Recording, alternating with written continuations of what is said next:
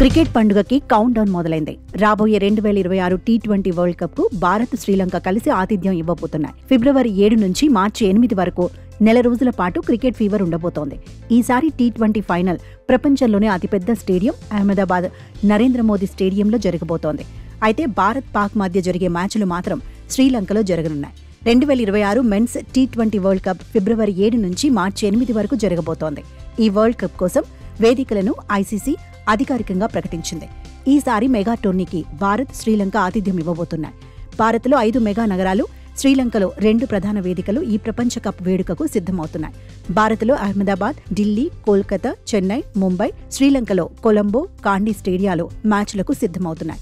మూడో లొకేషన్ను ఐసీసీ త్వరలో ప్రకటించనుంది. ఇక ఫైనల్ మ్యాచ్ మార్చి 8న అహ్మదాబాద్ నరేంద్ర మోదీ స్టేడియంలో జరగనుంది. ఇదే 1.32 లక్షల మంది అభిమానులకు ఆతిథ్యమిచ్చే ప్రపంచంలోనే అతిపెద్ద స్టేడియం.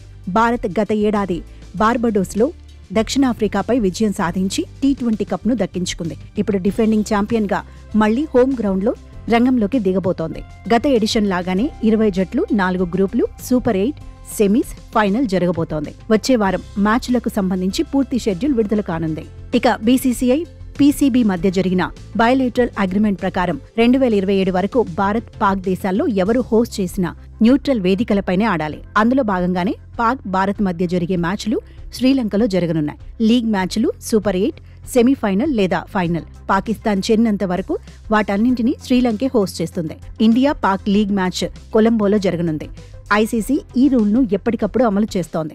2 దేశాల మధ్య సంబంధాలు సున్నితమైన దశలో ఉన్నందున ఐసీసీ ఈ మ్యాచ్లను శ్రీలంకలో నిర్వహించనుంది. అయితే అత్యంత ప్రతిష్టాత్మకమైన టీ20 వరల్డ్ కప్ కు బెంగళూరు వేదిక కాకపోవడం క్రికెట్ అభిమానుల్ని నిరాశపరుస్తోంది. ఐపీఎల్లో బెంగళూరు జట్టు గెలుపొందిన తర్వాత అక్కడ జరిగిన తొక్కిసలాట కారణంగా చిన్నస్వామి స్టేడియంను ఈసారి ఎంపిక చేయలేదు.